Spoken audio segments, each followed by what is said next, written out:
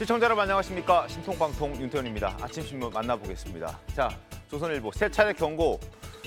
밤사이에 굉장히 많은 비가 왔고 주말 내내 비가 왔습니다. 그래서 엄청난 대형 참사가 벌어졌습니다. 오송 참사. 세 차례 경고에도 통제 안 했다. 비가 오는 걸 막을 수는 없었겠지만 적어도 지하차도로 차량이 진입하는 것은 막을 수 있었다라는 지적입니다. 그래서 인재라는 비판도 나오고 있습니다. 첫 번째, 홍수 경보 통보문이 4시간 전에 충북도 등 76곳이나 발송이 됐고, 그리고 두 번째, 금강통제소가 2시간 전에 전화도 했는데 흥덕구청이, 관할구청이 지하차도 진입을 막지 않았다라는 내용입니다. 마지막으로 마을 주민이 119 신고까지 했는데 청주시에 알렸지만 조치를 취하지 않았다. 결국 세 차례나 경고가 있었지만 차량 통제를 막지 않으면서 대형 참사가 벌어졌습니다. 지금 이곳 오송 지하차도에서 오늘 아침에 새롭게 추가로 시신이 4구가 더 발견되면서 사망자는 모두 13명으로 늘어났고요. 청주를 포함해서 지금 전국적으로 40명의 사망자와 9명의 실종자가 발생했습니다. 대형 참사가 발생했는데 오늘 이 소식으로 시작을 해보겠습니다. 잠시 뒤에 자세하게 다루겠고요. 두 번째 신문 보겠습니다. 한겨레 신문입니다. 날벼락입니다. 자, 오송에만 날벼락이 떨어진 게 아니었습니다. 경북 예천에서도 산사태 날벼락이 떨어졌습니다. 쏟아진 흙더미에 집도 사람도 파묻혀버렸습니다. 지금 끔찍한 사진 보이시죠? 지금 영상도 나가고 있습니다. 산사태가 산이 무너지면서 아래쪽의 마을이 그대로 다 덮여버렸습니다. 이런 비는 처음이다. 무섭다 무서워. 60대 여성 실종된 상태에서 숨진 채 발견됐고요. 소방 공무원 등 1,700명 넘게 투입해봤지만 도로 곳곳이 무너지면서 수색도 차질을 빚고 있습니다. 경상북도 역시 인명피해가 상당합니다. 19명이 사망했고 실종자는 8명이나 됐다는 끔찍한 소식이 전해졌습니다. 이 부분도 잠시 뒤에 다뤄보겠습니다. 자, 세 번째 신문 매일경제 보겠습니다. 접근 자제. 자, 이런 집중호우, 폭우가 쏟아졌을 때 과연 어떻게 해야 하느냐? 일단 폭우 때는 지하도로 주차장 접근 가급적 자제를 해야 한다고 합니다. 다 알고 있지만 어쩔 수 없이 들어가야 되는 경우도 발생하는데 그럴 때는 차량을 버릴 수 있는 용기가 필요하다고 합니다. 차량에 얽매여 있다 보면 끔찍한 사고가 발생할 수 있기 때문에 빨리 차량을 버리고 그 자리를 피하는 게 제일 좋다라고 얘기를 하고 있습니다. 수압 때문에 차문이 안 열릴 때는 조금 기다렸다가 바깥과 안쪽의 수압이 비슷해지는 타이밍이 왔을 때 그때 문을 여니까 훨씬 수월하게 잘 열린다고 합니다. 그리고 경사면에서 갑자기 물이 샘솟으면 산사태 위험성이 있으니 그때는 반드시 대피를 해야 된다는 말씀을 꼭 드리겠습니다. 자, 지금 신문 3개 살펴봤고요. 현장 모습도 좀 보여드릴 텐데요. 수도권은 빗줄기가 다소 좀 잦아들고 있지만 여전히 시내 주요 도로들이 통제되고 있습니다. 한강 잠수교에 나가 있는 취재 기자 연결해서 서울 시내 교통 상황 좀 알아보겠습니다. 자, 전정훈 기자, 지금 잠수교 수위가 어떻게 됩니까? 네, 지금 이곳 잠수교 수위는 7m를 기록하고 있습니다. 어제 8m 넘게 물이 차오른 이후 꾸준히 수위가 낮아지고 있지만 여전히 보행자와 차량 모두 양방향 통행이 통제되고 있습니다. 서울 시내 일부 도로들도 통제가 계속되면서 월요일 출근길 불편이 이어지겠습니다. 현재 망원나들목과 당산나들목, 개와 육관문이 양방향 출입이 금지된 상태입니다. 다만 중랑천이 범람하면서 통행이 어려웠던 성동구 가람길 구간이 어제 저녁부터 통제가 해제됐고 이틀간 물에 잠겼던 올림픽대로 여의하류 IC와 여의상류 IC도 오늘 새벽을 기해 모두 통행이 재개됐습니다. 집중호우로 주말 동안 멈춰섰던 무궁화호 등 일반 열차도 일부 운행이 재개됩니다.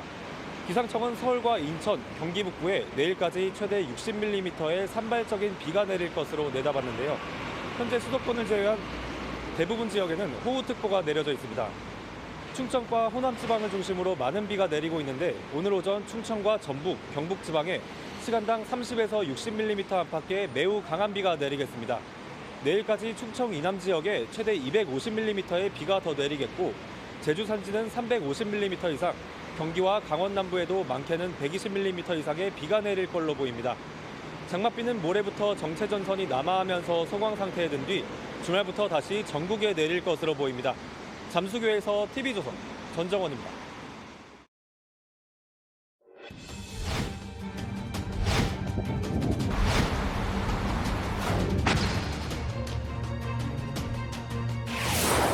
집이 이렇게 이사하는데 그건 완전히 그냥 없어진 거지.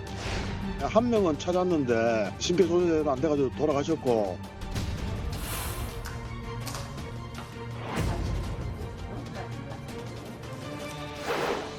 이제 자국은 뭐 몸뚱이만 빠져나왔지 뭐 아무것도 준비한 것이 없어요. 지금. 전국적인 집중호우로 인해 열차 운행이 중지되었습니다. 열차용의 분량에 들어 죄송합니다.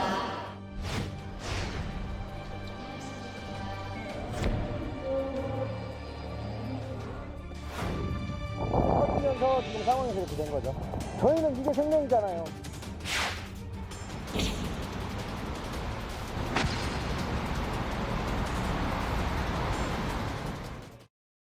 자, 수개월에 걸쳐 내렸어야 했을 그 비의 양이 며칠 사이 집중되면서 전국적으로 산사태와 지하차도 침수 등 대형 사고가 발생했습니다. 특히 충북 오송 지하차도 사고에서 새벽 시신 4구가 추가로 발견되면서 사망자만 13명으로 늘어났습니다. 전국적으로 오늘 오전 6시 기준 사망자 40명, 실종자 9명으로 집계됐습니다. 앞으로 숫자는 더 늘어날 수 있을 것으로 보입니다. 폭우가 예상됐었는데도 피해 규모가 커진 원인은 뭔지 지금부터 출연자분들과 함께 자세하게 얘기해 보겠습니다. 반갑습니다.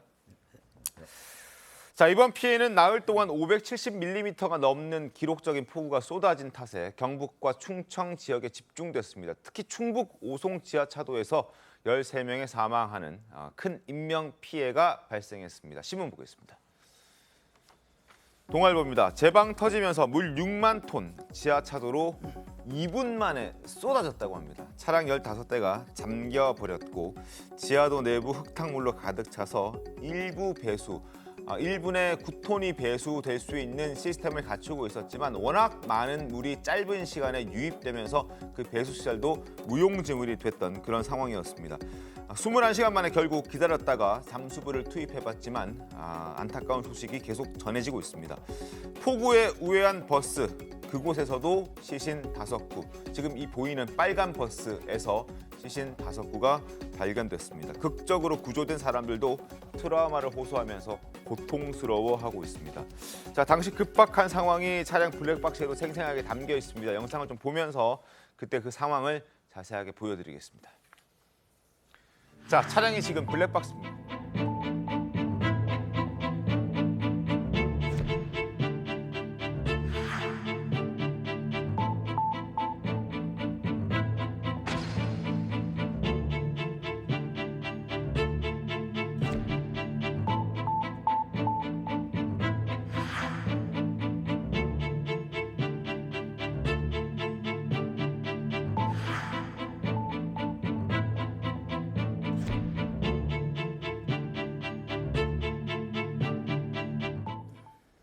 (7월 15일) 8시 31분 시간에 차량 모습을 보여드렸는데 블랙박스에 찍힌 차량 모습 보여드렸는데 그로부터 10분쯤 지나서 그냥 저 지하차도는 금세 덮어버리는 그런 상황이 돼버렸습니다.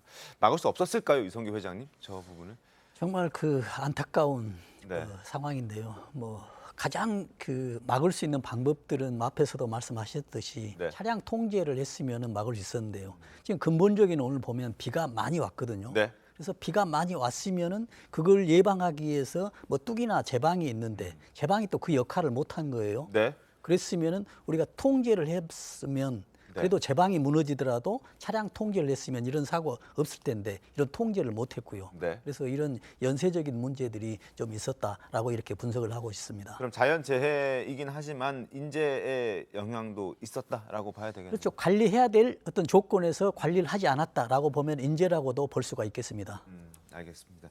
당시 현장 근처에 있었던 택시 기사 그리고 주민들의 이야기도 저희가 좀 들어봤습니다. 들려드리겠습니다. 갑자기 들어왔으니까요. 뭐 빠지고 그럴 게 없어요. 계속 통행을 했는데 갑자기 들여치니까 뭐 손 쓸 틈도 없었죠. 차들이 역회전을 하더라고요. 저도 차들이 다 돌리니까 앞으로 못 들어가니까 거기서 돌려가지고 다시 나간 같지요. 뭐. 통제를 안 하니까 들어오는 차하고 이제 나가는 차하고 같은 차선이니까 한 차선에서 역주행을 하니까 속으로다가만 욕을 했지요. 자, 오늘 새벽 0시에 공개된 오송 지하차도 내부 모습도 보여드리겠습니다. 지금 어느 정도 물은 빠져나간 상태고요. 다 빼낸 상태인데 일단 계속 배수 시설을 통해서 물을 뽑아내고 있는 그런 모습이고 소방대원들도 지금 모습이 많이 보이고 있습니다. 바닥은 온통 진흙으로 토사물로 가득 차 있고요. 여전히 인명 수습을 하고 있는 그런 상황으로 보여집니다. 아마 밤새 작업을 진행했을 테고 그리고 오늘 아침까지 지금까지도 계속 아마 빗줄기가 거세졌다가 잦아들었다 한다는 상황만 전해 들었는데 상황은 계속 안 좋아지고 있고 오늘도 비가 많이 내린다고 하는데 어쨌든 빨리 수습을 좀 해야 될 것 같습니다. 여전히 지하차도 중앙 부분에는 물이 가득 차 있고 대원들의 목 정도까지 수심이 깊다는 것을 확인할 수 있는 그런 모습이었습니다. 자, 최병우 위원님, 지금 일단 해당 군청이나 뭐 구청에서는 매뉴얼대로 했다. 너무나 빠른 시간에 물이 찼기 때문에 우리도 어쩔 수 없었다 이런 뭐 설명은 하고 있지만 그게 사실 뭐 납득이 돼야 할 뜻입니다. 근데 행정안전부나 아니면 그 금강 홍수통제소에서 통보한 시간이 있고요. 네. 그 시간에 따라서 사실은 제일 먼저 해야 될 것이 그 빨리 물이 찰 가능성이 있는 곳에는 차량 통제를 해야 되잖아요. 우리가 이런 거 한번 그 생각해 보세요. 지금 그 한강 홍수통제소 같은 경우는 여의도 상류 하류 인터체인지 네. 이 부분에 조기에 차단을 하거든요. 벌써 근처까지 물이 이렇게 차오면 차단하는 그런 예를 들어보면 저거는 굉장히 그 지하차도가 깁니다. 저게 네. 지하 구간만 해도 뭐 거의 400m가 넘거든요. 그러니까 그렇습니다. 저 중간에서 물을 만나면 도저히 빠져나올 수 없는 상황이 돼요. 그러니까 그 이제 넘친다. 특히 미호천 이제 제방이 무너졌다는 얘기를 듣는 순간 사실은 그 근처에 저지대에는 차단하거나 아니면 대피 명령을 내렸어야 되는 거죠. 네. 근데 그런 부분이 물론 뭐 빨리 그 한 불과 2, 3분 만에 저 지하차도에 물이 들어찼다라는 것도 위험요이기는 하지만 네. 미호천 제방이 무너졌을 때 이미 아마 매뉴얼에는 그런 게 있었을 가능성이 높아요. 그러니까 그 부근에 제방이 무너졌을 때 어디로 물이 들어가는지는 다 알 테니까 그럴 경우에는 빨리 그 저지대에 뭐 차단을 한다든가 아니면 그 차량 통행을 못하도록 한다든가 이런 조치가 있었어야 하는데 그런 일이 없었던 것으로 지금 속속 밝혀지고 있습니다. 네. 앞으로 뭐 조사를 더 해봐야 되겠습니다만은 기본적으로는 지금 말씀하신 대로 인재 뭐 충분히 가능성이 있다고 봅니다. 알겠습니다. 자, 이번 침수 사고를 인재라고 주민들도 지적하고 있습니다. 오송읍 주민들의 목소리 들어보겠습니다. 원래 제방이 있었을 거 아니에요? 원래 제방이지 여기가 이게. 안 만들어놨지 이 사람들이. 안 만들어 놓은 거예요? 그렇죠. 그렇게 해서 비가 온다고 하니까 엊그저께부터 이거 만드는 것 같아. 미연의 방지가 탄탄하게 만들어놨으면은 세상 없어도 여기는 무너질 뚝이 아니에요. 제방을 제대로 만들어 놓지 않았다라고 주민들은 얘기를 하고 있네요. 지금 저게 사실이라면 저것도 굉장히 문제가 되거든요. 이미 제방 자체가 지금 물을 막아주는 것인데 지금 네. 제방을 저렇게 해놨다고 하니 저게 이제 문제가 돼서 또 비가 많이 왔고 네. 또 거기다가 지금 뚝까지 무너져서 도저히 뭐 정상 상태에서도 견디기 힘든 상황인데 저런 문제가 있었다라고 한다면 당연히 이런 문제는 예상할 수가 있는 조건이 되는 것이죠. 그리고 이번 오송 지하차도 사고를 두고 3년 전에 있었던 부산 초량 지하차도 사건과 유사한 점이 많다는 지적이 그렇습니다. 있습니다. 어떤 점이 유사합니까? 지금 2020년도 3년 전에 부산에서 똑같은 지하차도에서 7대 차량이 침수가 됐어요. 네. 거기서 사망이 3명이 있었거든요. 근데 여기서 똑같은 이 차도에 지난 6월에 이 차도 안에서 화재가 발생했어요. 그렇습니까? 네. 그런데 사망 사고는 없었어요. 근데 그때 지적된 내용이 뭐냐면 네. 비상시에 자동 차단 시스템을 해야 된다라는 민원이나 전문가들 의견이 있었습니다. 그러나 그래서 정부에서 이제 이걸 대책을 추진을 하려고 하는데 네. 제도는 지금 하고 있습니다. 네. 그러는데 이 차도 건설이 언제 됐냐면 2016년에 돼 있어요. 그래서 어떻게 보면 법률 사각지가 돼버리는 것이죠.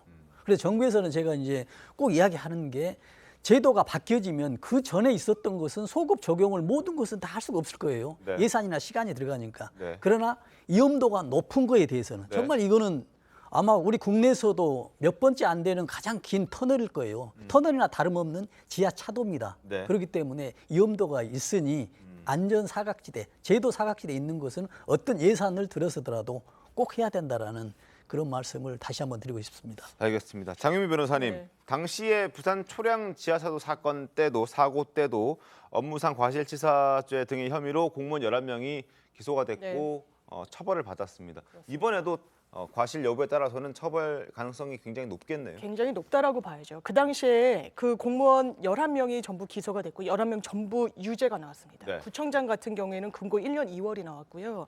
이 직접적으로 이 업무를 수행해야 되는 걸로 지목되는 도시안전과장, 안전총괄과장 집행유예형을 받았습니다. 나머지 8명도 금고 내지 벌금형을 받았는데 지금 짚어주셨지만 초량 지하차도 사고는 이번 사고보다는 규모가 비교적 피해 규모는 적었습니다. 4분이 다쳤고요. 3명이 사망한 사고였거든요. 지금은 더 한 12명 정도가 사망한 사고고 이 부분도 새벽부터 홍수 주의보가 내려졌었고 주민에 대해서 대피령 같은 게 다 발령된 상황에서 이 업무를 소홀히 했다라는 게 바로 업무상 과실치사의 요건에 해당한다고 보여지는 겁니다. 과거에 초량 지하차도 같은 경우에도 출입 통제 시스템이 있었음에도 불구하고 왜 제대로 작동하지 않았는지를 재판부가 판결문에도 넣을 정도였거든요. 굉장히 유사하기 때문에 처벌을 피하기는 어려워 보입니다. 알겠습니다. 자, 사망자들의 안타까운 소식도 줄줄이 지금 이어지고 있습니다. 전해지고 있습니다. 유족들의 얘기를 좀 들어보겠습니다. 자기 차로 자기 처남을 역까지 데려다 주러 가다가 최소한 설명을 들어야 보낼 때 저는 하늘로 보낼 거 아니에요. 하늘로 보내야 되는데. 그리고 이제 우리 조카랑 조카 친구 2명이서 버스를 타고 오는데 버스 기사가 물이 차니까 창문을 깨줄 테니까 빨리 탈출을 해라 까지만 얘기를 듣고 그다음부터 연락이 안 된 거예요. 장유 변호사님, 네. 뭐 지금 처남을 데려다 주기 위해서 혹은 뭐 잠깐 나들이 갔다가 돌아오는 분들도 계셨다고 하고 또 어떤 사연들이 좀 전해지고 있습니다. 일단 40대 치과 의사분 그 네. 유족분들이 정말 울부짖는 영상도 나왔는데요. 아이 3명을 키우고 있는 가장이었습니다. 예, 정말 안타깝게 그저었고 지금 영상에서 보신 본인의 그 처남을 데려다 주다가 사고를 변을 당한 분 같은 경우에는 결혼한 지 2달밖에 되지 않은 신혼이었습니다. 그리고 처남도 임용고시를 이제 보기 위해서 본인이 데려다 주다가 이렇게 참변을 당하게 됐고요. 또 휴일에 일하러 가던 70대 여성 같은 경우에도 네. 이 가족분들이 이것이 마지막 통화가 될 줄 몰랐다. 어머니가 휴일에도 일을 하러 가다가 이런 변을 당해서 정말 마음이 좋지 않다라고 해서 안타까운 사연 뭐 계속해서 전해지고 있는 상황입니다. 그렇습니다. 아, 참 답답하고 속이 좀 상하는데요. 자, 이런 상황을 좀 만약에 맞닥뜨렸을 때 우리가 어떻게 좀 행동해야 되겠습니까? 그러니까 지금 우리가 뭐 타이어에 물이 얼마나 쌓여 있느냐, 깊게 들어가느냐 이걸로 가지고 이야기를 하는데요. 지금 지하 평지하고 지하 차도하고는 별도로 지금 생각을 해야 되거든요. 네. 평지 10m를 더 가도 평지, 50m를 더 평지 돼 있을 경우에는 네. 일반 승용차 같은 경우에는 뭐 절반 이상 네. 이하만 물이 차면 지나갈 수가 있다라고 하거든요. 네. 그러나 지하 차도 같은 경우는 별개입니다. 왜냐하면 내가 지금 가고 있는데 차에는 지금 바퀴에 물이 하나도 없는데도 불구하고 들어가면 들어갈수록 차오르니까. 차오르는 것이죠. 네. 왜냐하면 지하 터널의 최소 높이가 4.5m거든요. 네. 그러다 보면 안에 들어가면 들어갈수록 깊어지는 거죠. 깊어지는 것이죠. 지금 터널이 430m로 나오거든요. 네. 가장 중간에 지금 215m 되지 않겠습니까? 215m는 굉장히 지금 깊다는 얘기죠. 제일 네. 깊은 곳이죠. 그러면 물이 글로 전부 다 쌓이기 때문에 이미 운전자는 지하 차도에 들어갈 때 지금 눈에 보이더라도 물이 흘러 들어가는 것만 보더라도 지금 들어가지 않아야 됩니다. 지금 전체 길이는 680m가 되거든요. 네. 지금 완전 터널 입구까지는 약 100 몇십 미터를 계속 가는데 경사도가 굉장히 낮아서 초행길은 터널인지 아닌지도 분간하기가 조금 어려워요. 그러나 물은 계속 내려가겠죠. 중간에 가다 보면 이제 터널이 보이는데 네. 터널에 보이서 물이 차있다라고 하면 뭐 억지로라도 빨리 돌려 나와야 유턴을 되네요. 하더라도 유턴을 하든 또 유턴이 못할 수 있으면 차를 버리고 뭐 탈출하는 것이 가장 급선무라고 생각합니다. 알겠습니다. 많은 전문가들이 차량을 버릴 수 있는 용기가 필요하다라고 얘기를 하고 있습니다. 잠깐 설명을 좀 추가로 드리면 호우 시 지하차도에 진입하지 않고 우회하기, 뭐 이거 당연한 소리긴 합니다만 반드시 그걸 좀 지켜주셔야 되고, 그리고 어쩔 수 없이 지하차도로 진입하게 됐을 경우에 물이 타이어 높이의 3분의 2까지 잠긴다면 차량을 두고 대피하라. 그리고 조금 전에 회장님께서 말씀해 주셨듯이 지하차도 같은 경우에는 가운데로 들어갈수록 수심이 더 깊어질 수 있기 때문에 바퀴 3분의 2가 아니더라도 물만 보이면 그냥 차량을 버리고 도주하는 것이, 빠져나오는 것이 훨씬 더 생명을 구하는데 가장 바람직한 길이다라고 말씀해 주셨고 대피를 위해서 창문이나 썬루프는 미리 좀 열어둘 것을 권하고 있고요. 그리고 차량 문이 안 열리면 머리 받침대라든지 거기 쇠 부분들이 있지 않습니까? 그런 날카롭고 단단한 걸 이용해서 좀 유리창을 깨고라도 탈출하는 걸 지금 많은 전문가들은 설명을 하고 있는 그런 상황입니다. 자, 그리고 경북 지역에서도 지금 굉장한 산사태가 발생을 해서 피해를 키웠는데요. 당시 영상을 좀 보면서 말씀드리겠습니다. 자, 경북 문경입니다. 지금 엄청난 양의 물이 쏟아지고 있고요. 범람하고 있는 그런 모습을 바로 볼 수 있습니다. 물이 좀 빠져나갔다 손 치더라도 이미 진흙으로 다 덮여 있는 상태고 하천의 수위도 굉장히 높아지고 있습니다.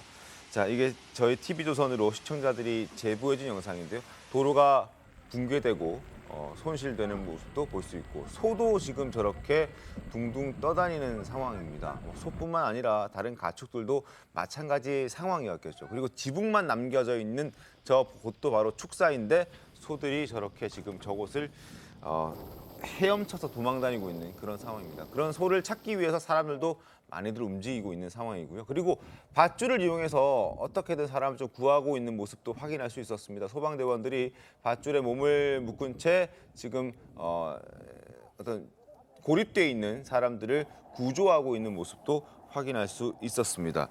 자, 그리고 지금 마지막으로 보여드릴 곳은 바로 충북 청주인데 산사태로 매몰된 차량을 수습하는 모습입니다. 거의 완전 다 부서진 상황이죠. 흙더미가 차량을 덮치면서 차량은 지금 그냥 종이장처럼 다 찢어져 있는, 구겨져 있는 그런 상황을 볼 수 있고 그 차량들을 수습하고 있는 그런 상황. 어제 주말을 거치면서 15일, 16일 많은 비가 내리면서 저런 상황들이 많이 벌어졌습니다. 혹시 산사태 징후를 우리가 알 수 있는 방법이 있습니까? 네, 분명히 그 무너질 때는 징후가 있거든요. 그러나 그 징후를 좀 알기가 어려워서 그렇습니다만 분명히 징후가 있습니다. 우리가 계속 이제 방송에서도 지금 나오고 있습니다만은 우리가 계속 비가 오거나 비가 오지 않도록 물이 나오는 곳이 있거든요. 근데 갑자기 물이 나오지 않아요. 그렇다는 얘기는 산 내부에서 물길이 틀어졌다는 얘기거든요. 물길이 틀어졌다는 얘기는 내부에 지금 붕괴가 일부 이루어졌다는 얘기입니다. 네. 그러나 반대로 물이 나오지 않는 곳에 물이 나온다는 얘기예요. 네. 이것도 내부가 지금 문제가 있었다는 얘기군요. 예. 그리고 또 소리가 있습니다. 뭐 산울림이라고 하는데 뭐 이상한 소리가 나고요. 또 나무가 곳곳하게 서 있는데 오늘따라 이상하게 서 있고. 기울어져 있거나. 네. 또 하나는 무슨 뭐 바위는 아니더라도 네. 조그마한 돌들이 떨어지는데 그 떨어지는 그 돌 자체는 문제가 안 되는데 이게 이제 큰 상황을 나타내는 징조라고 볼 수가 있습니다. 그러나 여기서 이제 보통 이렇게 하거든요. 거기에 시골 같은 데서 몇십 년 사시는 분들이에요. 네. 이보다 더 큰 비가 왔을 때도 무너지지 않았다라고 하면서 괜찮겠지라고 하거든요. 그렇게 생각하시는 분도 계실 것 같아요. 굉장히 많아요. 네. 근데 이런 것들이 이제 안전에 대한 사고의 어떤 문제가 지금 시작하고 있거든요. 그래서 이런 경우에서는 주로 가족들 있지 않습니까? 네. 가족들하고 얘기를 하고요. 또 멀리 떨어져 있는 가족들이 부모님들한테 전화 연락을 해서 이런 상황을 해서 위험하니 대피하라라는 이런 것도 꼭 필요하다고 생각합니다. 알겠습니다. 자, 정치권도 어제 여야 지도부도 수해 현장을 찾아서 피해 상황들을 좀 살폈습니다. 영상 보겠습니다. 그건 뭐 당연히 신속하게 정부에서 비가 그치는 대로 피해 상황을 파악해서 재난 지역 선포를 비롯한 필요한 조치들을 신속하게 하도록 하겠습니다. 긴급하게 재난 지역 선포가 좀 필요하다는 생각이 듭니다. 군의 장비 인력 지원, 또 자원봉사 인력 투입 같은 문제들을 좀 신속하게 진행될 수 있도록 요청드리도록 하겠습니다.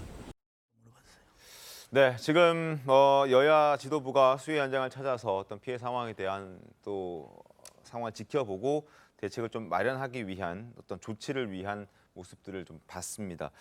최병희 위원님, 오늘 윤 대통령도 새벽에 귀국해서 바로 중대본 그렇죠. 중대본 회의를 주재했고요. 그다음에 김기현 대표도 뭐 미국 방문 중에 이제 급거 귀국해서 오늘 뭐 최고위원회의도 취소하고 현장 방문한다고 하는데 사실은 일선 실무자들이 지금 굉장히 많이 고생을 하고 있잖아요. 근데 그 지금 비가 워낙 여러 날에 걸쳐서 왔기 때문에 네. 비가 그쳤다고 해서 안심할 수 있는 단계는 아니거든요. 워낙 지대가 지금 그 약해져 있는 상태이기 때문에 아마 계속해서 그 주의 깊게 노력을 하지 않으면 그 추가적인 여러 그 문제가 생길 수도 있다. 네. 지금이라도 하여튼 점검할 부분을 그 공무원들 중심으로 빨리 점검을 해야 되겠습니다.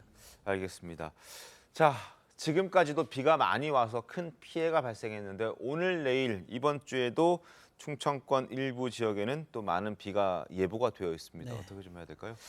그렇습니다. 그래도 지금 내가 살고 있는 집이나 내가 살고 있는 주변이 어떤 상황인가를 좀 점검을 좀 할 필요가 있거든요. 네. 지금 비가 많이 온다고 해서 집이 무너지는 게 아니거든요. 지금 뭐 아파트 같은 것은 웬만해서는 무너지지 않잖아요. 네. 뭐 유리창은 깨진 한이 있더라도요. 그러나 좀 오래된 노후화 주택이나 시골집 같은 경우는 비가 조금 와도 무너지거든요. 근데 그 집이 무너지지 않더라도 네. 주변의 붕괴에 의해서 네. 주변의 범람에 의해서 내 집이 침수될 수 있으니 이런 상황들을 좀 확인을 해야 되거든요. 특히 이제 산사태 같은 경우도 그렇습니다.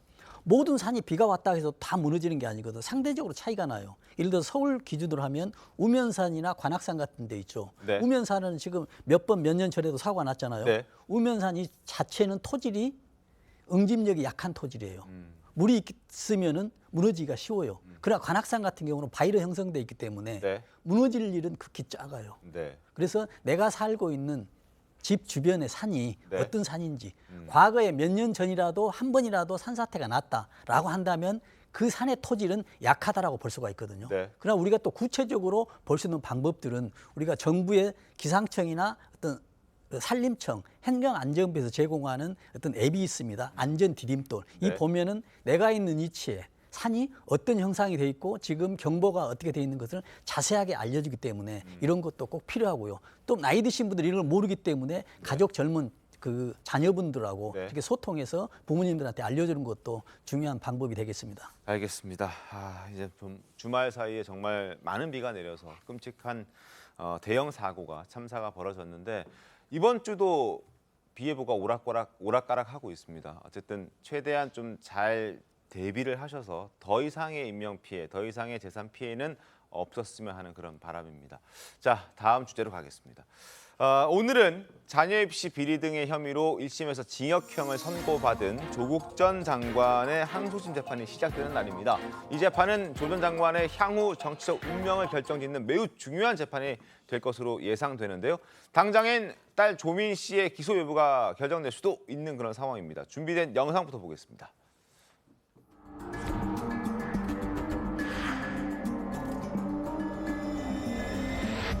검찰에서 저를 표창장 위조나 아니면 입시 방해로 기소를 할 수도 있겠다는 그런 생각이 들었습니다.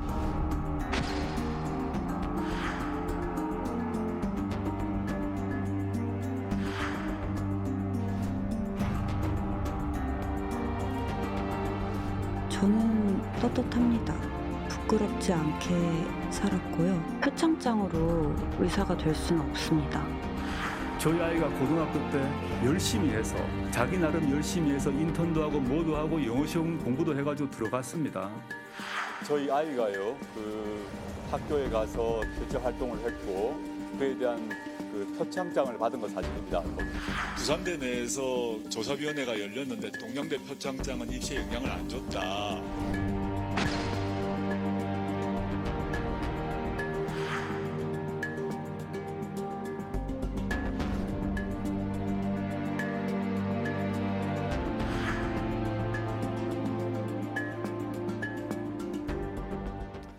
자, 지금부터는 두 분 더 추가로 모셨습니다. 김성태 전 원내대표 그리고 이상민 더불어민주당 의원 함께 하겠습니다. 반갑습니다. 예, 안녕하세요.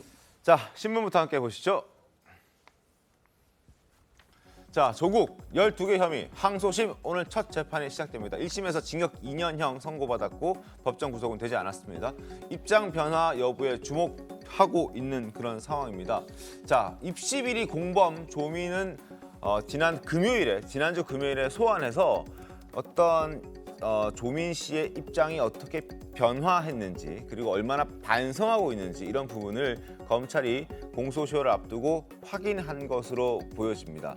자, 의전원 포기 이유 등을 물었다고 하고 여러 가지 상황 변화에 대한 그리고 공소시효 앞두고 기소 직전에 조민 씨의 입장을 좀 들어본 것으로 전마 보여지고 그리고 오늘 조 전 장관 재판에서 과연 어떤 얘기들이 좀 나올지 이런 부분도 좀 궁금해지는데 장윤 변호사님, 네. 조 전 장관이 지금 뭔가 자신의 딸을 위해서 자신이 법정에서 반성을 한다면 본인의 재판에서 본인의 죄를 인정하는 꼴이 되고 그렇지 않고 자신의 계속해서 부인을 한다면 조민 씨의 어떤 기소의 여부에도 영향을 줄 수 있을 것 같아서 상당한 딜레마에 빠져 있는 것 같아요. 맞습니다. 딜레마적 상황에 빠져 있다라고 볼 수가 있는 거죠. 왜냐하면 조국 전 장관과 조민 씨 같은 경우에는 공범 관계로 법률적으로 보고 있는 겁니다. 네. 그렇다면 조민 씨의 기소 여부를 검찰은 지속적으로 반성하는 태도에 따라서 저울질하겠다 이렇게 얘기를 하고 있거든요.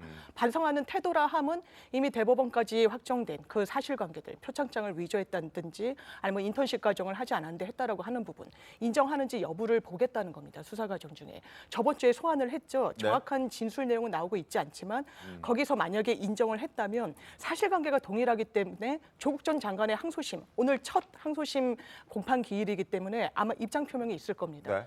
1심과는 다른 어떤 태도로 임할지 아닐지. 그래서 조민 씨의 기소 유예 내지는 이제 불기소 처분을 바란다면 죄를 인정하는 게 더 나을 수도 있다라는 판단을 할 수도 있어서 오늘 첫 공판이 상당히 주목되고 있습니다. 최병호 위원께서는 조 전 장관이 어떤 스탠스를 취할 거라고 보십니까? 글쎄 지금까지 위조했다는 사실 자체를 인정하지 않았잖아요. 그런데 만약에 여기서 2심에서 위조했다는 사실을 인정한다. 그렇게 되면 조민 씨는 기소유예나 아니면 불기소가 되겠지만 기소유예가 되겠죠. 그렇게 되겠지만 이제 본인 재판은 사실상 여기서 끝나게 되는 셈이 되는 거죠. 인정해버리는 아마 저희가 지금 그동안 관찰해온 조국 전 장관의 행태를 볼 때 저는 그건 아니라고 봅니다. 다만 그 여기서 그 기존의 행태를 반복할 때는 조민 씨가 기소될 가능성이 높아지거든요. 그러니까 아마 과거처럼 그렇게 공세적으로 나가지는 않고 일반론적인 반성 내지는 성찰 뭐 이거는 얘기를 할 텐데 구체적인 뭐 위조 사실을 시인한다든가 막 그런 일은 없지 않을까 전 개인적으로 그렇게 관측하고 있습니다. 알겠습니다. 그리고 앞서 말씀드렸듯이 지난 금요일에 조민 씨를 검찰에 불렀단 말이죠, 장윤 변호사님.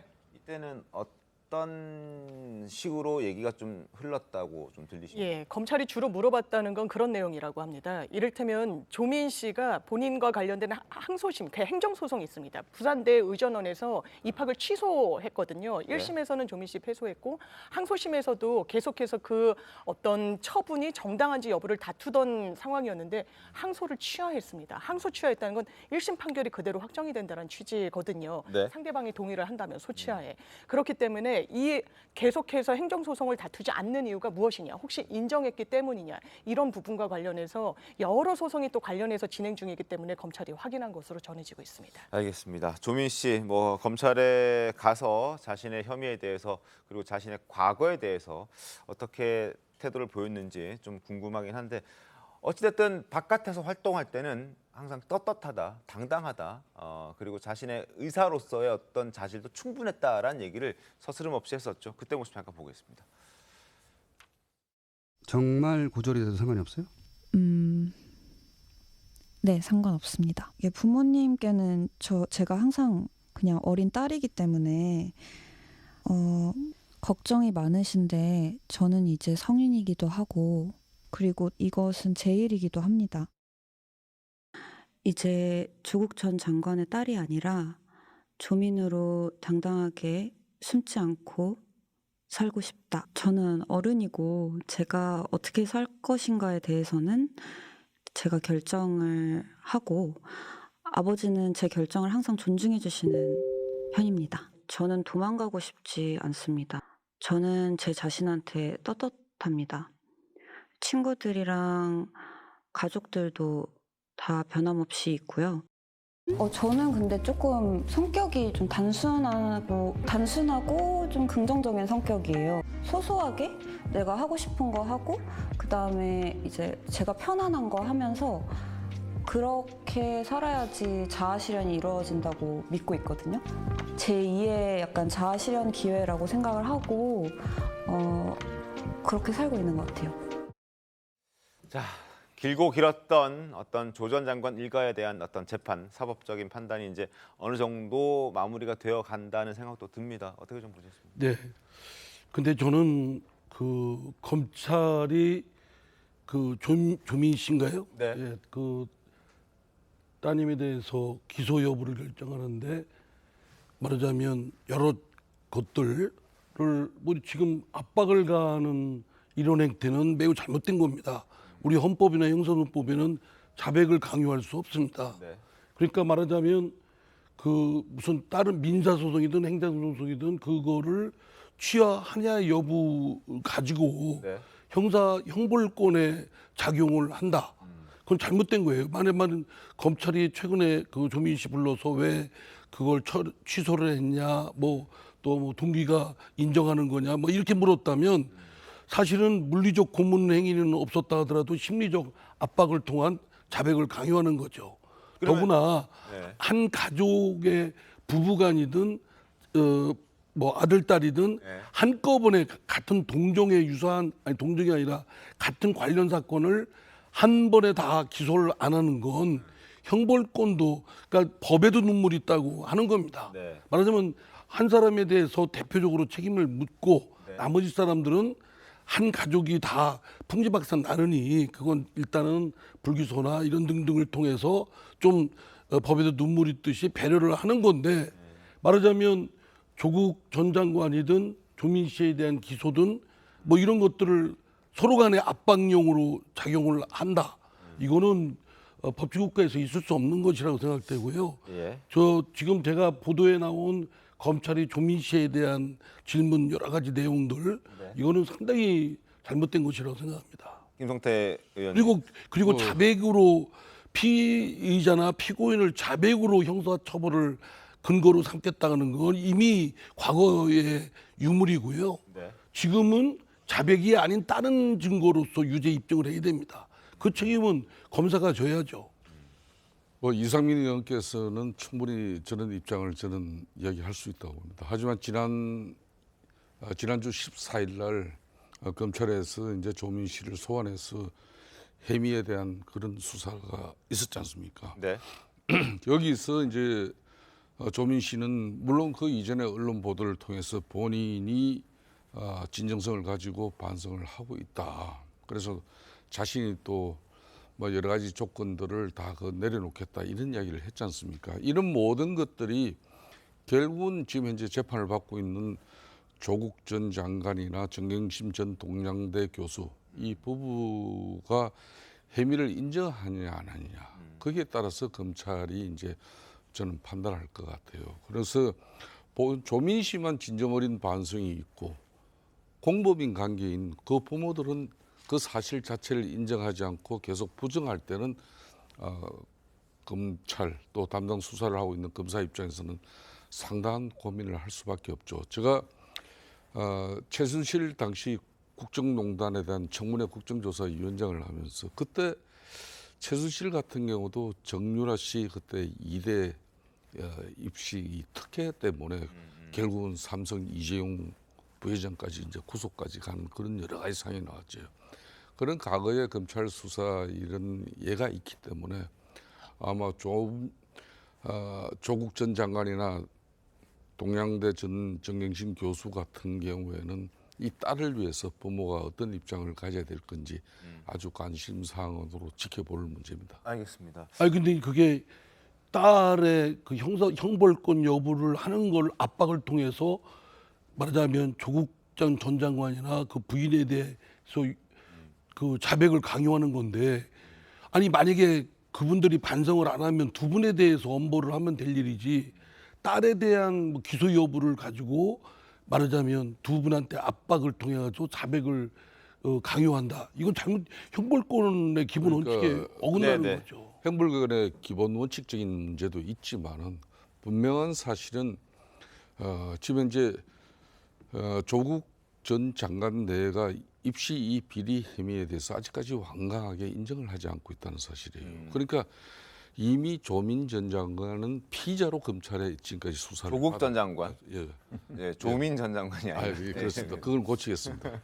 그렇기 때문에 이 공범으로 지금 현재 검찰 수사는 다 정리가 되어져 있는데 당사자인 본인은 이걸 반성하고 진정 어린 어떤 모습을 보려고 노력하고 있는데 공범인 그 부모들 입장에서 이 사실 자체를 갖다가 인정하지 않고 그러면은 이 기소유예라는 것은 정말 죄는 있는데도 불구하고 부모가 이렇게 처벌받고 있으니까 그 자식에 대해서는 원정적인 그런 어떤 법에 알겠습니다. 그런 걸 선처를 바라는 그런 어떤 경우이지 다 부정하는 가운데 이걸 기소유예로 이루어질 수는 없는 문제죠. 최병호 의원께서는 어떻게 보셨습니까? 아니 이게 사실은 언론 보도에 보면 검찰 관계자 이 인용 부호로 나와 있긴 한데 공식적인 설명은 아니에요. 그러니까 그 공식적으로 검찰이 저는 조민 씨에 대해서 기소를 할 것인가 말 것인가를 고민하고 있다고는 보는데 그거는 이제 그야말로 사실관계로 맞는 거죠.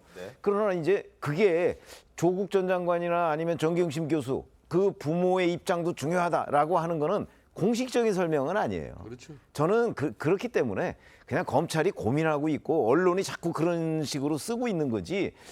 그 실제 말한 대로 이게 여기에서 부모의 입장도 굉장히 중요하다. 그러면 약간 흥정하는 듯한 모습이잖아요. 그래서 실제 검찰이 그렇게 할까? 그거는 뭐 저는 확신이 없어요. 언론 보도로는 그렇게 나오는데 그런 점에서 본다면 지금 저희는 언론 보도만 놓고 얘기를 하는 것이고 아마 검찰은 조민 씨 개인의 반성 여부가 굉장히 중요하다. 이렇게 판단할 가능성이 저는 높다고 봅니다. 그리고 이제 한 가족을 이제 부모 조국 전 장관과 부인을 기소해서 형사재판 하면 되지. 그 딸까지 물론 관련됐으니까 그거에 대해서는 엄격하면 유무죄 형식적으로 물을 수는 있겠죠. 그러나 그렇다고 자식까지 같이 해서 그냥 한 가정을 다 풍지박산 내는 건 좀 너무 잔인하다는 생각이 듭니다. 알겠습니다. 누구든 그런 상황은 별로 이렇게 바람직하지 않다고 생각합니다. 이번에 조국 전 장관 일가와 관련된 문제와 비교해서 또 숙명여고 쌍둥이 그 문제도 함께 지금 다시 회자가 되고 있습니다. 지금 이상민 의원께서 말씀해 주셨듯이 조국, 정경심 두 사람만 처리하면 될 일을 조민까지 끌어들인다. 뭐 이런 표현을 해주셨는데, 근데 이제 당시 숙명여고 내신조사 사건 때는 아버지인 교무부장 징역 3년 확정받았고, 그리고 쌍둥이 자매 역시 기소가 되어서 2심에서 징역 1년에 집행유예 2년을 받았다. 이것과 어떻게 다르냐? 뭐 이런 지적들도 나오긴 하는데 한번 지켜보도록 하죠. 뭐 오늘 아침 보도 봤더니 조민 씨는 물론이고 그리고 조 전 장관의 아들까지 연세대 대학원 학위 반납한 것 그거 관련해서 뭐 둘 다 기소유예 얘기가 나오긴 하던데 한번 지켜보도록 하겠습니다. 어떤 결론을 검찰이 내리게 될지 한번 지켜보도록 하겠습니다. 자, 그리고 조 전 장관의 어떤 재판과도 영향이 있지만 재판에 상관없이 계속해서 나오고 있는 게 바로 출마설입니다. 출마설과 관련해서 조기숙 전 수석이 이런 얘기를 했습니다. 들어보시죠. 지난 총선에서 국회 들어와서 법무장관 했으면요. 지금 윤석열 대통령은 검찰총장 그만두고 나오지도 못해요. 그냥 대통령이에요. 중이 제일 머리 못 깎는다고 자기가 그런 판단 들기 어렵죠. 그러니까 주위에서 저처럼 이렇게 직설적으로 쓴소리를 해줄 사람이 있었으면 참 좋았을 텐데 그런 분위기가 아니라니까요. 이제는 조국을 내려놔야 된다. 정말 몇 년 언론에서 사라지고 이렇게 총선에 나가면요. 당 선거 전략이 다 망가져요. 자, 바로 정무수석에서 그리고 법무부 장관이 아니라 총선에 나갔다가 법무부 장관이 됐으면 지금쯤 재판을 받는 피의자가 아닌 대통령이 됐을 것이라고 조규숙 전 수석은 얘기를 하고 있습니다. 자, 동의하십니까, 이상민 의원님? 예. 뭐 그것까지 상상은 못 하겠고요. 어쨌든 조 장관이 지금 어쨌든 형사 재판을 받고 있는 상황 아닙니까? 출마설이 이렇게 하는 거는 그거는 국민에 대한 예의가 아니라고 생각합니다. 좀 어쨌든 본인의 무고하다고 한다면 거기에 집중해서 그 형사 재판 무고함을 밝히는데 집중할 것이고 또 어쨌든 만약에 처벌을 받게 되면 더 그 국민 앞에 고개를 들 입장이 못 되는 것이고 지금은 형사 피고인으로서 좀 더 자중하는 태도를 보여야지 출마설 이런 것들이 언론에 이렇게 자꾸 나돌고 그럼 본인이 좀 분명하게 아니라고 해야 되거든요. 오히려 즐기듯이 그런 모습을 보이는 건 저는 썩 바람직하지 않다고 생각됩니다. 뭐 길 없는 길을 가겠다라든지 아니면은 문재인 전 대통령과의 식사하는 모습을 SNS에 올린다든지 이런 행동들이 조 전 장관이 계속해서 출마하려는 의지를 드러내는 것 아니냐 이런 해석들을 낳게끔 하고 있고 지금 잠깐 언급해 주셨겠지만 이상민 의원도 조 전 장관이 이걸 즐기고 있는 것 같다라는 표현도 좀 나올 정도입니다. 최병우 의원님 어떻게 좀 보셨습니까? 이게 그 사실은 길 없는 길이라고 하는데 지금 조국 전 장관이 처하고 있는 거는 본인에 대해 그 여러 가지 검찰 수사로 재판에 회부돼서 재판 중이잖아요. 네. 이걸 우리가 저게 조국 전 장관의 길 없는 길일 것이야 이렇게 판단하는 사람 아무도 없어요. 그렇죠? 그렇죠. 이거는 그냥 정상적인 길입니다. 네. 검찰이 기소하면 재판받는 거예요. 당연한 거 네. 아니겠어요? 그러니까 지난번에 문재인 전 대통령 만나서 길 없는 길을 가겠다고 얘기한 거는 지금 현재 처한 이 상황이 아닌 다른 길일 거라고 짐작하는 게 합리적이잖아요. 네. 그래서 총선 출마 얘기가 나온 거고 그러면 최근에는 또 총선 출마를 마치 안 할 수도 있는 것처럼 또 자꾸 얘기를 해요.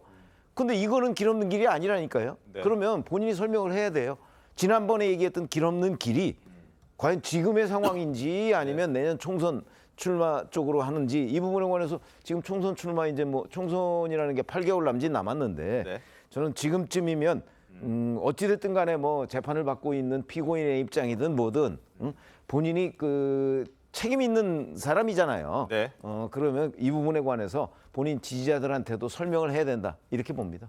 알겠습니다. 그리고 일각에서는 조 전 장관 본인은 SNS를 통해서 소설을 쓰지 말라라는 얘기를 했습니다만 일각에서는 조 전 장관과 문재인 전 대통령 그리고 이낙연 전 대표와 함께 반 이재명 그룹을 만들 것이라는 그런 가능성도 제기를 하고 있는 그런 상황이거든요.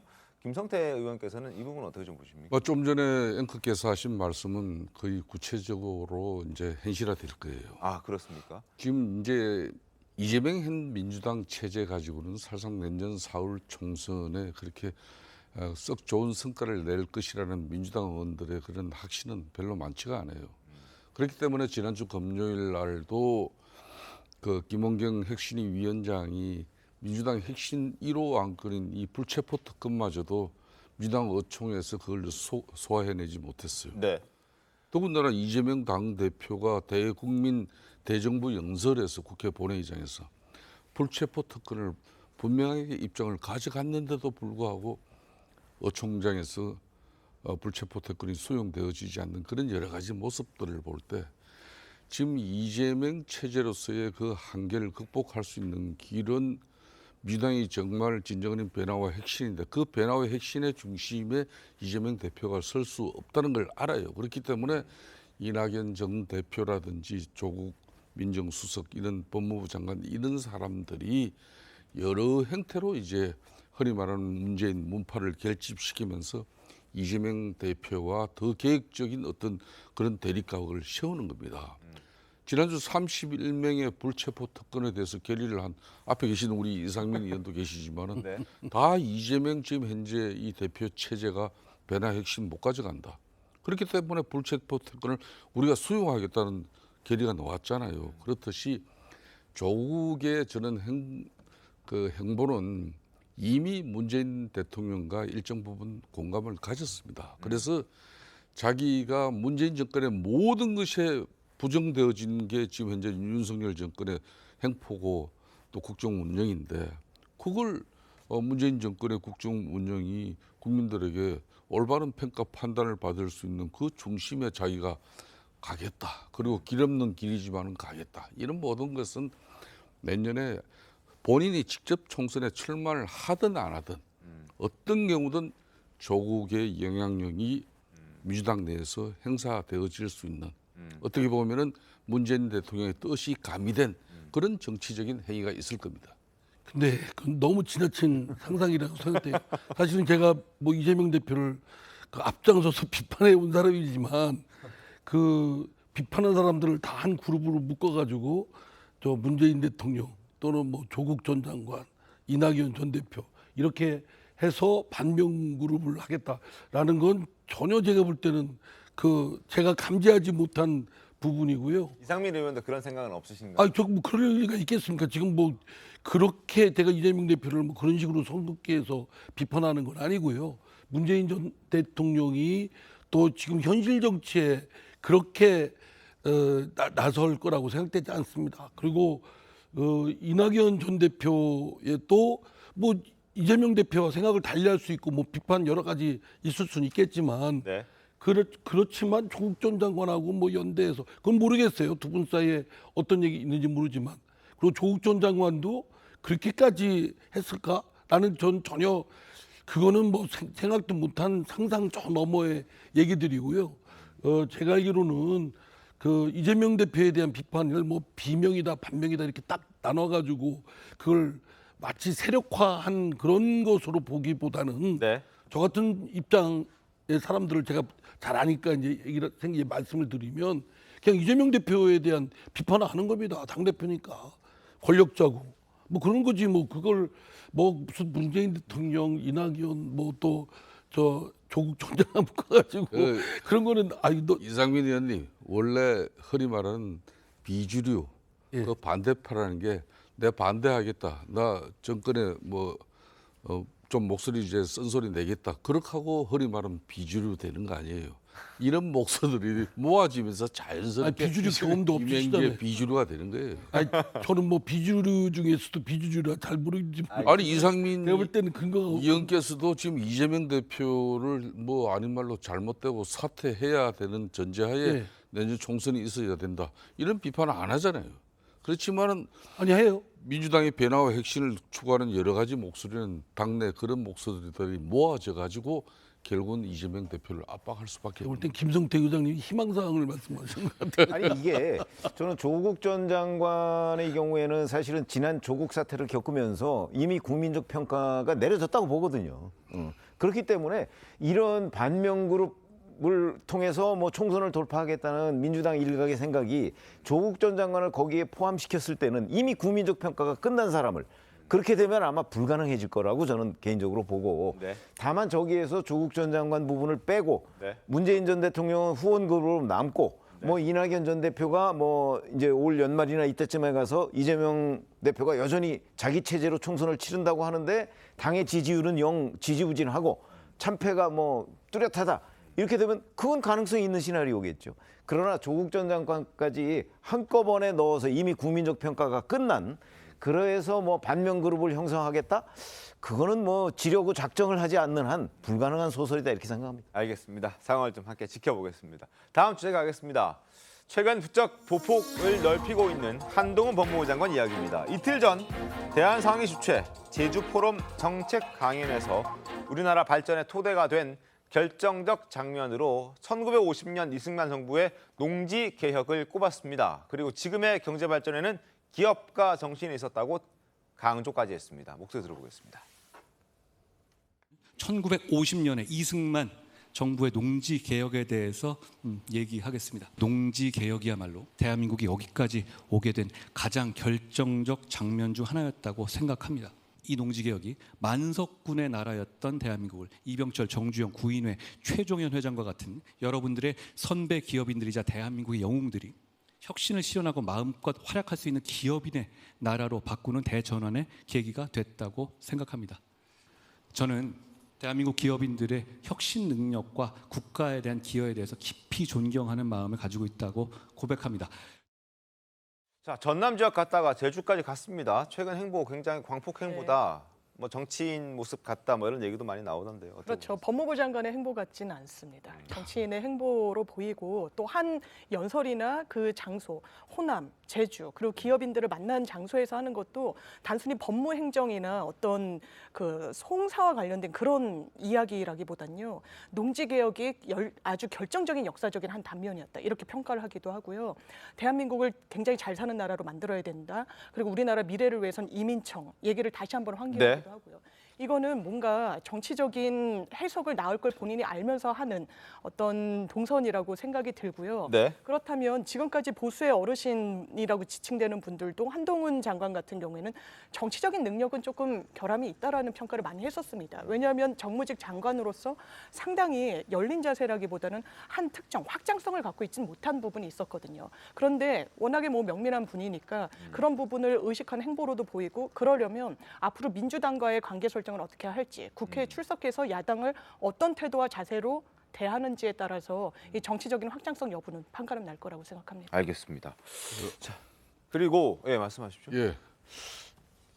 그 지난주에 이제 그 대한 상의 최태원 회장이 회장으로 있는 그 상의에서 3박 4일 이제 제주에서 포럼을 했지 않습니까? 네. 상의로서는 제일 큰 행사예요. 한동훈 장관이 좀 전에 장유미 변호사께서 이제 말씀을 했습니다만은 이제 좀 정무적인 부분이 좀 모자라고 앞으로 보완해야 될 그런 요소 아니냐 그런 주변의 이야기 있는데 요즘 이 행보는 아무래도 그런 정무적인 판단이 이루어질 수 있는 그런 행보라고 이렇게 볼 수도 있는데 네. 제가 볼 때는 이 일정 부분 이제 한동훈 장관 그러면 검사 시절에 재계 저승사지 않습니까?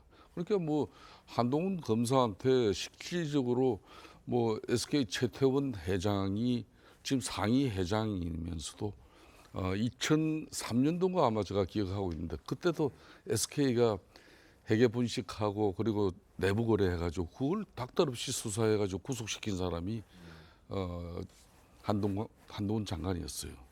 그래서 이번에 그 자리를 같이 가가지고 제가 어떤 이야기를 할지 좀 상당히 궁금했는데 네. 저도 그 제주 포럼에 좀 초청을 뭐 우회적으로 좀 받은 사람 중에 하나였는데 그래 그 중에 참석자가 느꼈는데 확실히 이제 뭔가 정무적인 좀 그런 분위기가 가미된 강연이었다. 네. 이승만 회장 발언도 그렇고 그리고 그날 뭐 이 상위 특히 참석자들 많은 분들과 스킨십을 했대요. 아, 그렇죠. 제가 요 뭐 이 여성 그 상위 분인데 사진을 이렇게 저한테 자랑으로 보냈어요. 이게 한동훈 장관 편한 복장으로 자기가 같이 찍은 사진인데 이거 한번 잡아주실 수 있습니까? 이게 자기뿐만 아니라 여러 사람. 제가 이 여성 상위 회장 이분은 제가 이 방송에서 이 사진 써먹어도 되냐 그러고 좋다 그러더라고요. 자기가 자랑하면서 보낸 거니까. 이럴 정도로 이제 한동훈 장관의 이제 보폭은 그러니까 이게 대중 친화적인 그런 모습을 보이는 거예요. 네. 그런 측면에서 한동훈 장관은 뭔가 지금 달라지고 있다. 아, 알겠습니다. 근데 제가 한 말씀 좀 드리면 본인이 법무장관이잖아요. 네. 법무장관이라 좀 잘해요. 그거에 대해서 평판이 좋고 실력 있고 잘한다라고 지금 하는 평가는 안 나오고 있어요. 오히려 트러블 메이커로서 국회 오면은 야당 의원들과 계속 여러 가지 하여튼 그 가십거리를 쓸데없는 소모적인 논쟁거리를 만들고 있고 제가 보기에는 좀 오버하는 거예요.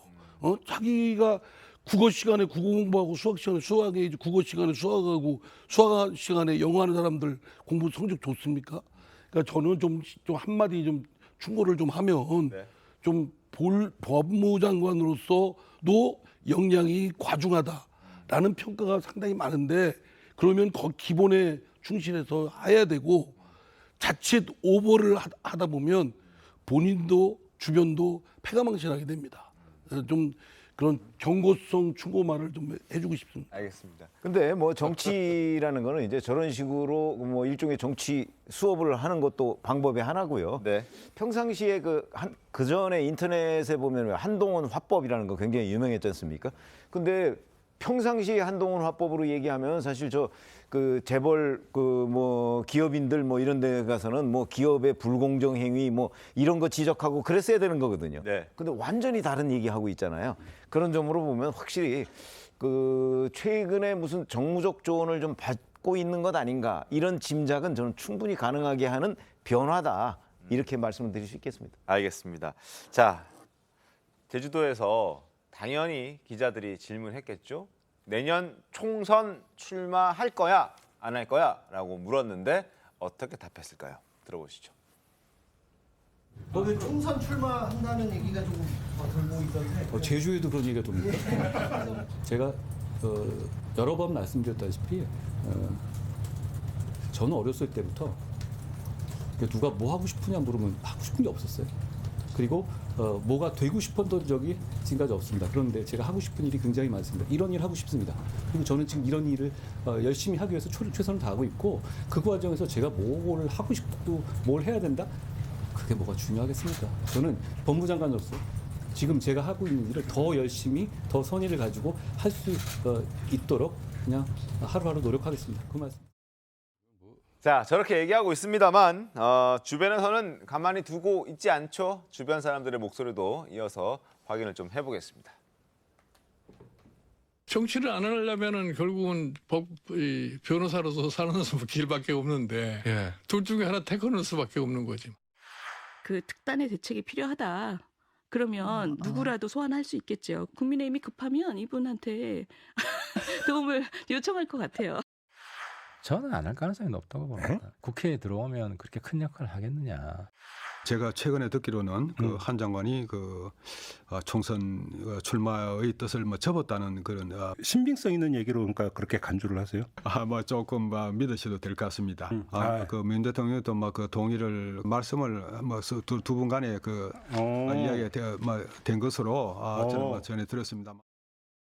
심평 변호사가 굉장히 의미 있는 얘기인 것처럼 얘기를 하고 있는데 어때요? 이제 총선 이제 8개월여 앞두고 있는데 이제 집권당의 당정 협의를 통하고 또 집권당이 내는 총선 전략을 세우면서 윤석열 정부의 모든 자원은 다 동원 대상이 될 수가 있습니다. 네. 그러니까 총선이라는 것은 253개의 지역구에서 다 물론 그 후보들이 최선을 다하고 그분들의 노력으로 열정으로 이렇게 총선 승리를 읽어내는 거지만은 현실은 그렇지 않거든요. 뉴페이스 여러분 몇 분 정도가 그 정당의 총선판을 국민들에게 끌고 가는 겁니다.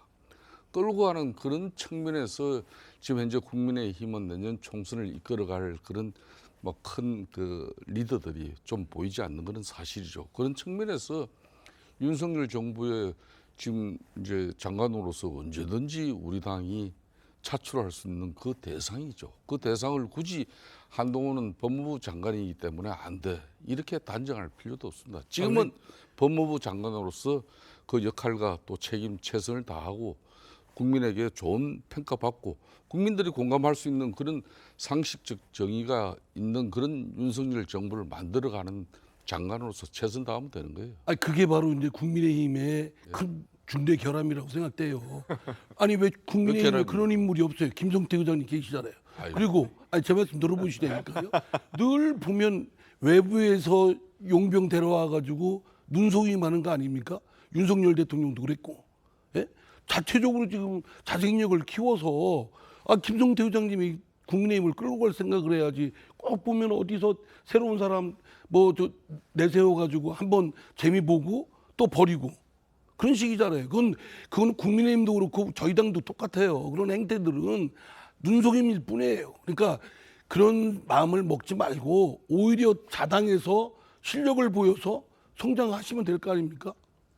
김성태 의장님 오히려 스스로 반성을 좀 하셔야죠. 저 이야기 계속 하지 마시고 정당이라는 것은 기존의 멤버들이 그래도 전통과 또 이제 기득권적인 측면에서의 어떤 그런 타성이나 간성에 젖을 수 있기 때문에 항상 좋은 피를 수혈을 해줘야 건강해지는 거예요. 그런 알겠습니다. 측면에서 한동훈 법무부 장관 같은 경우는 우리 당으로서는 정말 지금 현재처럼 국정 운영 잘하시고 다만 민주당에서 국회에 나가서 트러블 메이커로 비춰지는 그 부분은 제가 개인적으로 조금 있다가 좀 바꿔낼게요. 알겠습니다. 다른 평가는 좀 분명히 반대가 많다는 거 아시죠? 알겠습니다. 자, 한동훈 장관의 지난 일주일 심상치 않다는 평가 나오고 있습니다. 영상 좀 보겠습니다. 저 잘 모르시죠? 네. 저는 대한민국 법무부 장관 한동훈입니다. 현장을 둘러봤는데요. 정말 힘들고 어렵고 중요한 일을 해주시고 있어서 저희는 우리나라를 대표해서 감사하다는 말씀을 먼저 드립니다. 여러분, 제가 시킨 거 아니죠?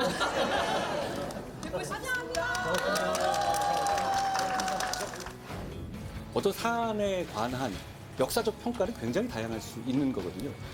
어떤 사안에 대해서 이렇게 평가하지 않고 이렇게 평가했을 경우에는 형사처벌까지 간다. 그거는 굉장히 극단적인 그 방식입니다. 정부는 어떻게 하면 기업의 성공을 도울 수 있을 것인지 항상 고민해야 한다고 생각합니다. 저희는 그렇게 하겠습니다. 새로운 시대를 여는 세계 혁신의 주인공이 대한민국의 기업인들이 되기를 정말로 바라고 응원하겠습니다. 자, 전남, 제주, 전국 행보 지금 경제인 행사 강연까지 활동 보폭을 굉장히 넓히고 있는 한동훈 법무부 장관인데 앞으로 어떤 상황이 직면할지 또 한동훈 장관과 윤석열 정부는 어떤 결정을 내릴지 총선 앞두고 귀추가 주목되고 있습니다. 한번 지켜보겠습니다. 다음 주제 가겠습니다. 저희는 다음 순서로 넘어가겠습니다.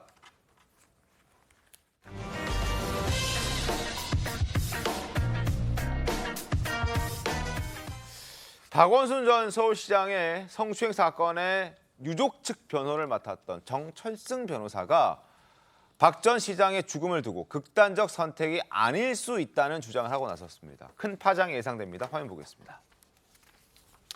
내막을 알면 알수록 박원순 전 시장 죽음은 미스터리다. 과연 자살했을까 하는 의문이 든다. 그리고 사망 전날 박 전 시장은 청와대로부터 강제추행 피소 이유로 서울시장직 사퇴하라는 전화 받고 반발까지 했다. 부검을 통해서 사인을 밝히지도 않고 화장했다는 사실 자체도 받아들이기 힘들다. 납득하기 어렵다. 이런 얘기합니다. 자, 장윤 변호사님. 네. 갑자기 왜 정철수 변호사가 타살 의혹을 제기하는 겁니까? 이게 상당히 좀 의아스럽죠. 내용도 굉장히 실체가 있어 보이지는 않습니다.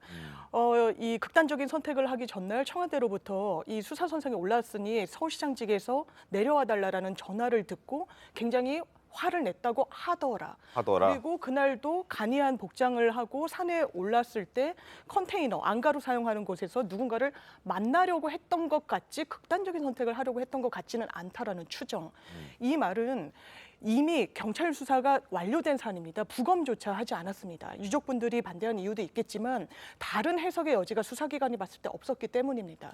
그런데 이 부분을 다시 소환했을 때 어떤 정치적 파장을 낳을지 그렇게 파장이 있지 않을 거거든요. 그렇다면 왜 이런 부분을 본인이 유족의 대리인이었는데 최근 해임됐다라고는 하죠. 이 부분을 다시 소환하는 건 변호사의 어떤 소송 업무를 대리하는 자로서도 좀 견지하기 어려운 태도고 이해가 되지 않는 태도고 본인이 혹시 그렇기 때문에 수사선상에 올라서 뭔가 주의 환기를 하기 위한 의도 아니냐라는 이런 분석까지도 나오는 것 같습니다. 아니 권력형 성범죄 사건에 대해서 사실은 저도 박원순 시장님 잘 알고 그러지만 어쨌든 개인의 공과가 있고 과오가 있다면 그거는 어쨌든 좀 자중하고 관련되는 분들이 주변 분들이 좀 해야지. 저 대리인 맡았던 변호사께서 저런 말을 저렇게 근거도 없이 툭 던지면 권력형 성범죄에 대한 자중하고 좀 여러 가지 하여튼 사회적으로 경종을 울리고 하는 그런 부분에 대해서 완전히 흐려지는 거 아니겠습니까? 네. 저거는 박원순 시장에 대해서 사실은 더 오히려 불명예스럽게 만드는 거라고 생각됩니다. 아주 경솔한 그 언동이라고 생각합니다. 최명 의원님, 본인도 약간 성추행과 관련해서 재판. 아니, 그러니까 본인도 성추행 의혹과 관련해서 지금 그 여러 가지 구설에 오르고 있고 본인은 아니라고 하지만 그렇기 때문에 제가 보건대는 아니 이게 뭔가 근거가 있어야 되는데 근거는 그 사망하기 전날 청와대로부터 이제 이런 일들이 있으니 피소를 당했으니 서울시장직을 그만둬라라고 전화를 받았다. 이거 하나밖에 없어요. 네. 전화를 받았다고 그래서 그게 무슨 극단적 선택이 아니라는 근거가 되지 않거든요. 받고 나서 그때는 반발을 했지만 다른 이런저런 이유로 인해서 저렇게 됐을 수도 있고. 근데 그걸 근거로 해서 마치 그 극단적 선택이 아니라는 식으로 지금 주장하는 거는 적어도 이 사건 본질에 관한 한 저는 근거 없는 음모론이라고 생각을 하고요. 그러면 저 정철수 변호사가 왜 저럴까?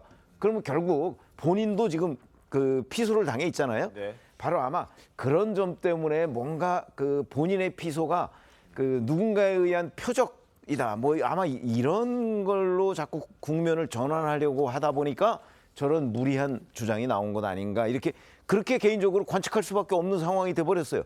그러니까 본인이 만약에 저 주장을 하려면 조금 더 그 근거를 좀 대지 않으면 결국은 음모론이다 이런 평가를 받게 될 거다 이렇게 생각합니다. 제가 한 말씀만 좀 보충하면요. 그 정철승 변호사 입장에서 그러면은 저런 음모론을 좀 현실적으로 많은 사람들이 납득하고 받아들이려면은 그게 이제 본인이 주장하는 그 대상 상대가 누군지 명확하게 해야 되는데 어떻게 보면은 이런 권력형 성범죄 이런 비사실이 청와대에서 먼저 그 내용을 정보를 받았고 그걸 네. 본인한테 통보하면서 서울시장직 사퇴를 종용했다는 것인데 그렇다면 타살은 아니더라도 최소한 고 박 전 시장이 자산을 할 수밖에 없는 그런 극단적인 상황을 제공하는데 문재인 청와대나 그리고 민주당 인사들이 관계되어 있다 그러면 본인이 그 부분을 정확하게 밝혀주면서 이 이야기를 하면은 이거는 현실적으로 뭔가 납득이 가는데 그렇지 않고 좀 전에 우리 최백묵 편집장님 말씀처럼 자신이 지금 현재 또 이런 성추행 사건으로 또 이렇게 피소될 수도 있는 그런 위기에 처하자 이걸 극복하기 위한 하나의 그런 물타기로 이렇게 비춰질 수 있다는 그런 지적도 나올 수 있는 거죠. 알겠습니다. 자, 정철승 변호사 과연 어떤 목적과 의도를 가지고 저런 주장을 3년이 지난 지금 던져 놓는 건지 한번 좀 지켜보도록 하겠습니다. 다음 소식 하겠습니다. 지난주 금요일 허위사실 공표에 대한 이재명 대표의 재판이 있었는데요. 그 자리에서 고 김문기 씨의 아들이 증인으로 나왔습니다. 영상부터 보겠습니다. 오늘 김문기 씨 유정 나오는데 하실 말씀 없으십니까? 검찰이 백현동 대화비리 관련자들 기소했는데 여전히 문제 없다고 보시나요? 김문기 가족에게 따로 연락하라고 조치하신 적 없으세요? 오늘 처음으로 법정 나오셨는데 소감 한 말씀.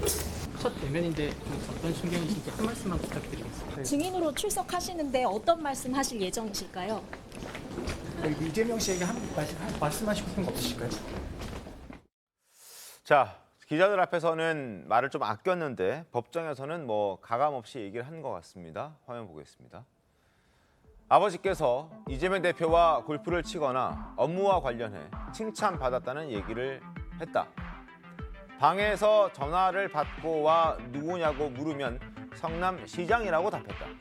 이 대표가 왜 자충수를 두지 생각했다라고 김문기 처장의 아들이 얘기를 했습니다.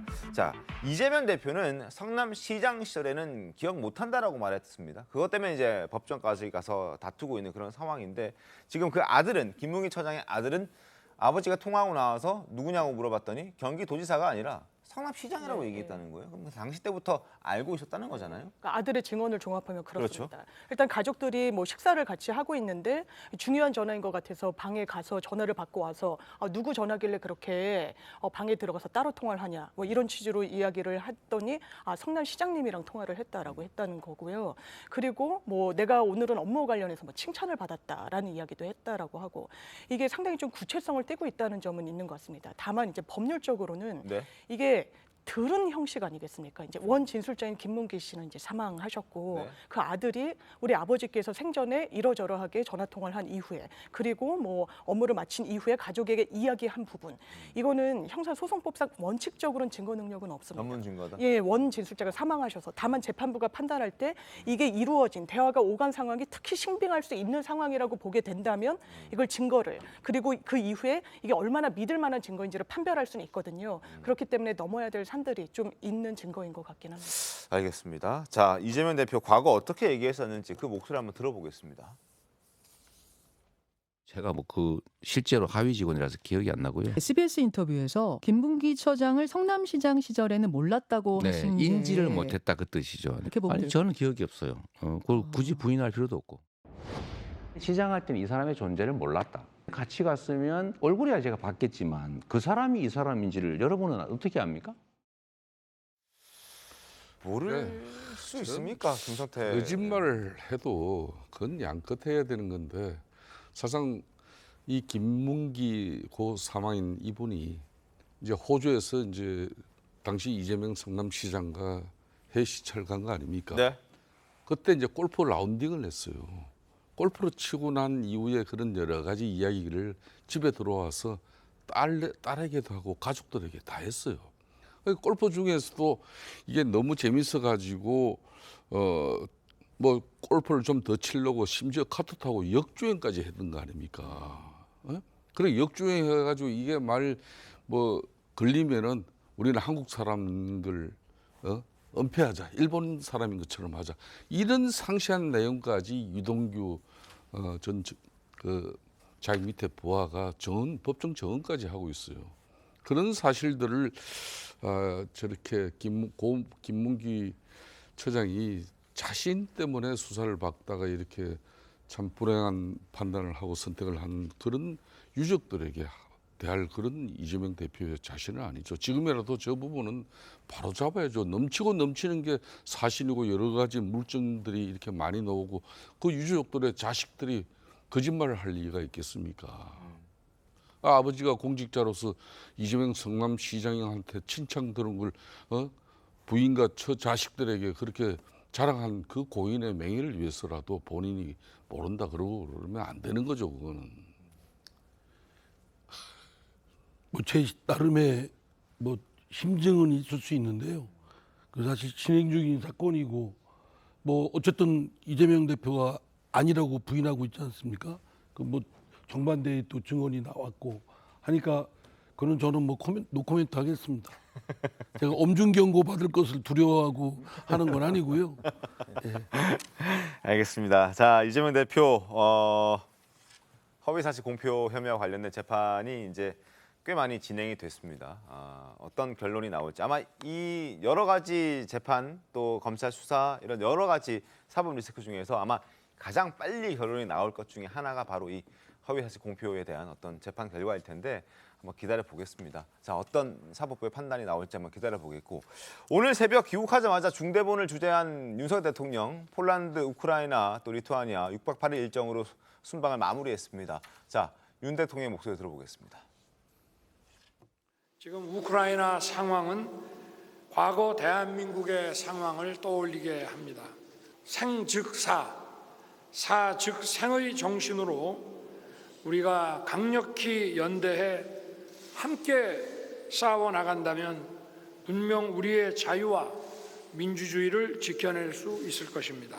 저는 드니프로강의 기적이 반드시 이루어질 것이라고 믿습니다.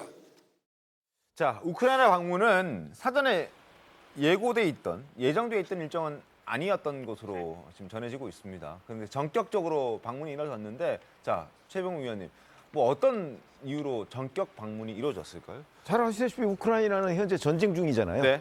그러니까 그 현지를 방문한 게 바이든 대통령, 뭐 기시다 일본 총리, 뭐 다 있습니다만 다 비밀리에 방문을 했습니다. 사전에는 예고하지 않고 윤석열 대통령도 마찬가지고요. 그래서 이 출국할 때까지만 해도 우크라이나를 방문할 거라는 거는 검토 대상에만 몇몇 그 참모들 사이에 이렇게 돼 있었고, 그 현장에 가서도 이제 2시간 전에 그 기자들한테 그 엠바고로 요청을 했다는 거 아니겠어요?